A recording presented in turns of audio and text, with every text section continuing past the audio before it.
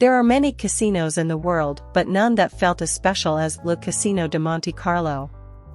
The exterior could be described as classically beautiful and palatial, while the interior envelopes you in elegance and sophistication. Being close to the Italian border, it received a fair share of the wealthy patrons from both France and Italia. Not including the international jet-setters or the mega-rich, who moored their sleek yachts in the harbor. Appearing to be part of the scene, I wore an Armani tuxedo, gold Blancpain watch and diamond cufflinks, but the truth was, I was an insurance underwriter from Sydney. Apparently, I was good-looking, but everything else about me was average, or bland as some would say. Included my now ex-wife, who left me for another man as I wasn't enough for her. In the end, I realized that experiences and relationships were more important than possessions. Then one day, while watching Casino Royale, I knew that I wanted to live a James Bond life. Complete with excitement, danger, and high risk, so 6 months later, I sold everything I had, bought some fashionable and elegant clothes, and checked into the Monte Carlo Casino Hotel. While checking in, I spent a few moments gazing at the beautiful foyer, but I couldn't make out the exquisite landscape that hung in the mezzanine. As I made a mental note to do some research about the painting, I was brought back to here and now, when the concierge sought my attention. Monsieur Julien de Laurentiis? My first instinct was to say something stupid like present, but luckily, my alter ego jumped in and responded. At your service, mademoiselle. The concierge was a gorgeous girl with black hair, dark brown eyes, and black sweet. She seemed very efficient, bright, and had a fire in her eyes that many Mediterranean women possessed. She seemed to be in her early 30s, so a few years younger than myself, and I could see by the brass badge on her lapel that her name was Angelica. Not very French, but then I remembered that the French-Italian border is about a half-hour away. My initial instinct was to hit on her like every other wise guy that she came across, but instead, I attempted to be charming and mysterious. Your sea view suite with terrace is now ready for you, Monsieur de Laurentiis. The valet will escort you there. The valet looked to be in his 60s, seemed well suited for his role, and the name Carlo appeared on his lapel badge. In fact, I could tell that he took pride in his job, which was evident by his efficiency and friendliness. Even using my name as he asked. Would that be all, Monsieur de Laurentiis? Yes, thank you, Carlo. I decided to tip him by shaking his hand and leave him a €100 bill, as I wanted word to spread that I tipped well. Walking out onto the balcony, I gazed at the Mediterranean Sea, harbor, the beautiful people that arrived and departed, and thought about my plan, which included 103,000 Australian dollars, all the money I had in the world. Time flew by, and before I knew it, I was walking toward one of the stylish hotel bars. My route ran through the lobby, where I found Angelica at her counter, having a conversation with my new friend, Carlo. As I walked by, I caught their attention and they both faced me and smiled. Then once again, the dorky me wanted to wave and give a big smile, but instead, I nodded my head, gave them a restrained grin, then continued my way. The moment I was out of earshot, Carlo turned to Angelica and said, "Now that's a man. Elegant, suave, and very generous." Angelica thought so as well, and although she felt an attraction with their guest, he seemed different to the men that had courted her in the past. Mainly, unemployed, disrespectful jerks that often cheated on her, or worse. Yes, he seems very nice, and I like his accent. Where do you think he's from? Asked Angelica, and a moment later, Carlo answered, with a laugh. Where they make money. They spoke for a few minutes more, before Carlo said, I'm going home now, but don't stay back too long, Angelica. You know how your mother worries. I just need to do a few more things before I leave, Papa. I want to impress my manager so he can consider me for that promotion. Was Angelica's response, and after a kiss on each cheek, he was on his way home. It was at that time that I stood at the bar and drank a dirty vodka martini. Once I was done, I sauntered to the cashier and bought €10,000 in poker chips, before proceeding to one of the Texas Hold'em poker tables. Selecting one that had a small blind of $200 and a big blind of $400, I wanted to ease into the whole gambling thing. Especially as my experience with Texas Hold'em was limited with friends on Facebook, but having practiced my pouty serious look in the mirror, I did my best Daniel Craig. The whole experience was amazing, and I successfully passed myself off as one of the rich patrons. So much so that an elderly couple invited me onto their yacht for brunch the next morning. Max Dandridge was a retired CEO of an English bank, and a ship was moored at Monaco Hercules Harbor, within sight of the hotel. Her name is Esmeralda, and I'll make sure that my man is informed of your arrival," said Max, and we proceeded to spend the night playing cards and drinking cocktails. At some point, I forgot that I was playing with real money, and after dropping to almost $2,000, I finished with $32,000 in chips. It was about 1 in the morning when I called it a night, and on my way to my suite, I heard shouting and crying in one of the fire escape stairwells. Opening the door, I found a distressed Angelica surrounded by 3 rough-looking men, and without a thought in my head, I yelled, "Let her go!" The 3 men yelled back in French, and although I didn't understand what they said, I did understand the switchblade that one drew. Now, I wasn't an MI6 or any form of law enforcement, but I was an experienced Muay Thai martial artist, which was a form of Thai kickboxing. The thing was that I had never had an actual fight, other than sparring while training. I think that I was more surprised than anyone when I instinctively kicked the knife guy with a roundhouse, before becoming a spinning wheel of knees, elbows, and fists. One of the marauders punched me in the side of the head, but ultimately, they ran down the fire escape in anger and fear. Angelica and I stood there panting while attempting to ride a wave of adrenaline, but once I composed myself, I said, "We should call the police." "No. Please don't. They work for a very bad man, and the police would make things worse," pleaded Angelica, so I relented but told her I'd take her home. She had a little blood on her lip, so I gave her my handkerchief, and before accepting, she asked, "What about you?" While pointing at the little blood from a cut on my hairline, so I removed my bow tie and dried it up the best I could. Escorting her to the main entrance, I summoned a taxi, and we made our way to Angelica's home.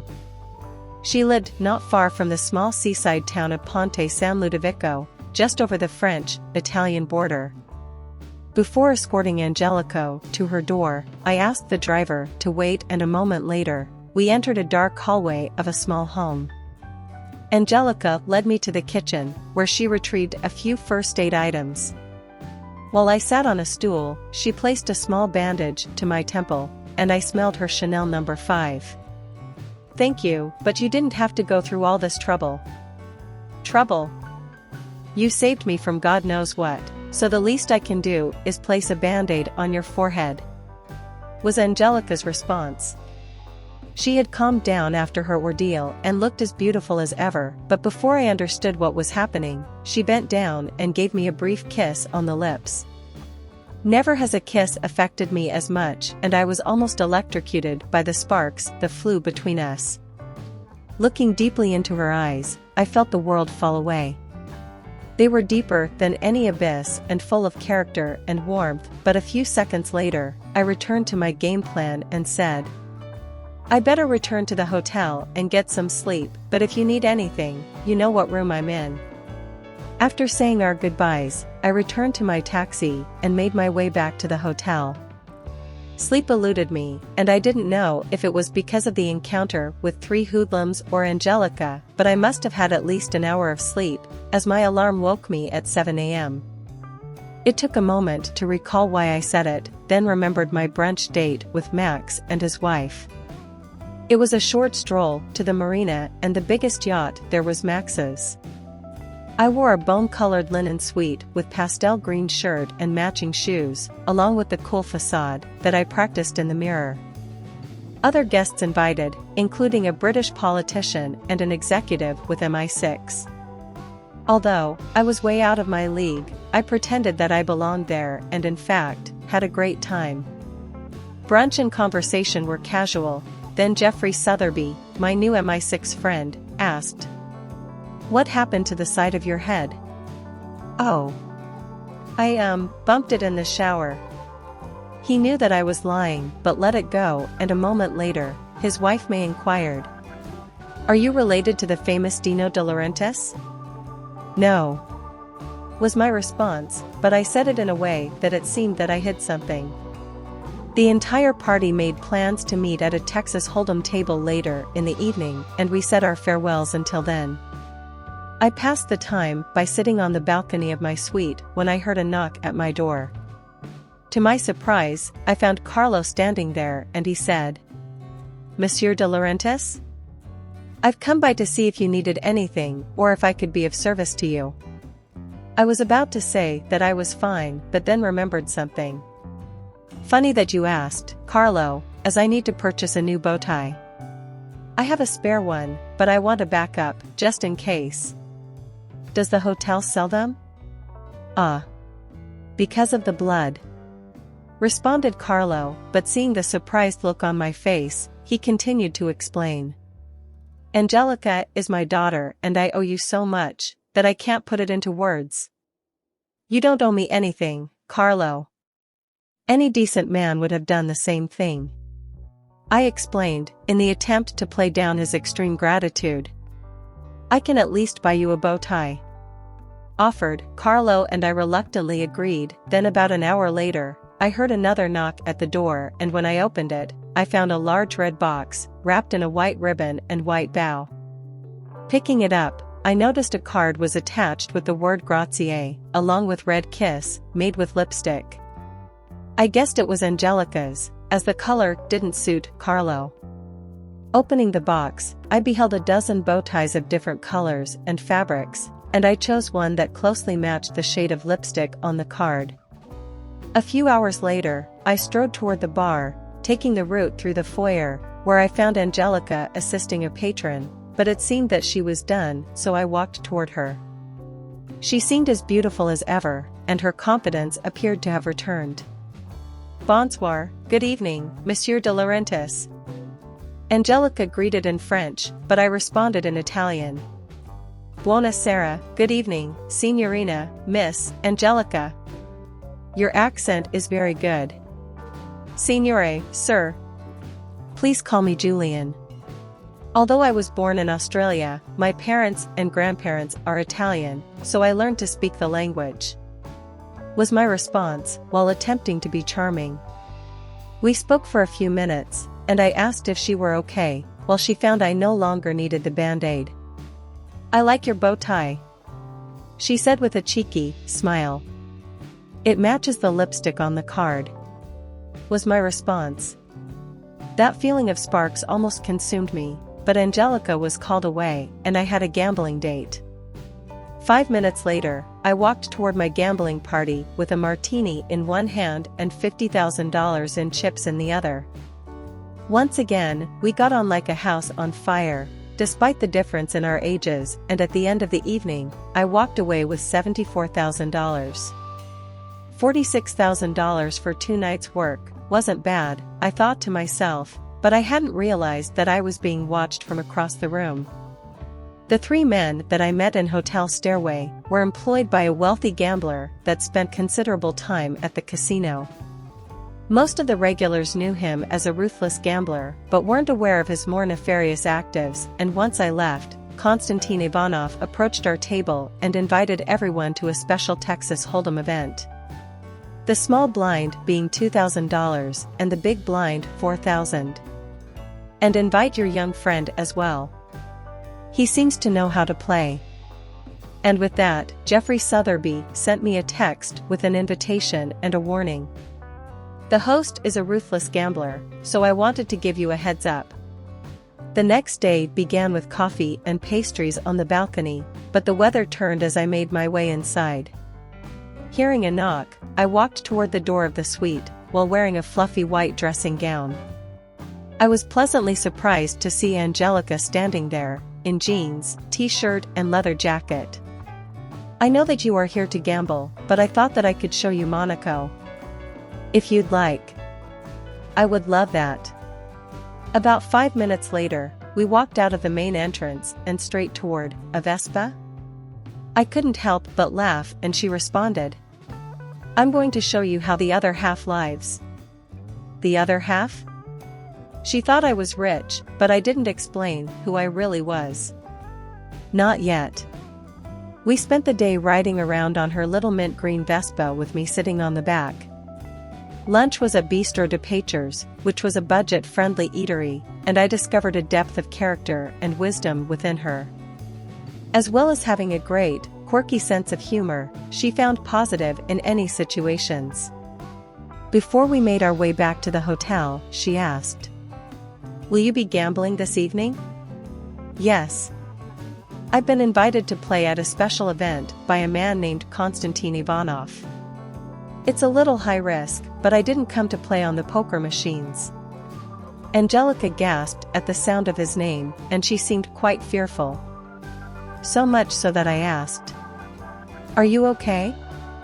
Instead of answering, she warned, "Please tell me that you'll be careful. He's not a good man." He was. But didn't continue. Before I knew it, I was at a card table with 9 other players. Then once our host arrived, we got down to business. I decided to convert all my money into chips just in case I was dealt some bad cards. Konstantin was surrounded by 3 men that I had the pleasure of meeting a few nights before, who had smirks on their faces. After 5 hours of playing, the game became quite serious, and the pot grew to approximately $1 million, but it was then when the real game started. "Monsieur de Laurentiis, I understand that you met my team a few nights ago," Konstantin said quite casually, before he continued. "As I understand it, you have something in your possession that belongs to me." "Oh, crap," I thought to myself. Suddenly, I was in a high-risk scenario that I daydreamed about and found that it wasn't a fan. However, I needed to see it through, so when he threw in $100,000 in chips, I put on my best James Bond and said, "That's quite a significant bet." Then pushed all my chips onto the pot, before placing my room key on top. "All in. That's my room key. I lose, I leave Monte Carlo, but if I win, your so-called possession will become mine." Konstantin smiled and without breaking eye contact, went all in as well. One by one, we all showed our cards, and the second last being Konstantin, who had a full house. He couldn't hide his glee, but once he saw my straight flush, was no longer amused. In fact, he and his henchmen rapidly left the room. The croupier assisted me with my chips, while I was congratulated by everyone. It didn't take long for a very happy Angelica to discover what occurred, and we went out to celebrate. It's funny to think that a week ago, I was just a boring man, but now, I won the game and got the girl, all due to the luck of the draw.